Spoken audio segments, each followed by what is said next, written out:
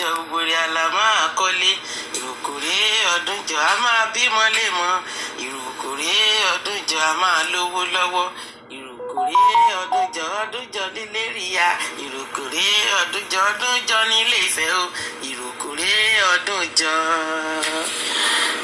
Mo lo àsìkò yìí láti kí bàbá wa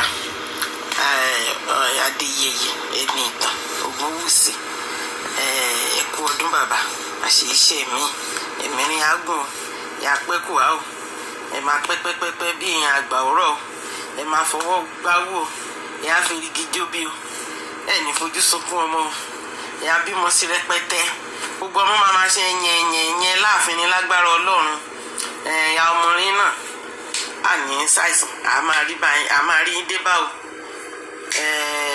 ọdún lọ lọ́wọ́ nílé ìfẹ́sìn you know what I don't know how I feel now. It's like I want to be around them. I want to celebrate. I want to feel fine like other people. But you know what? Next year, with God save us, maybe I'm going to be there. But right now, I want to say congratulations to you, Daddy. We love you and we're proud of you.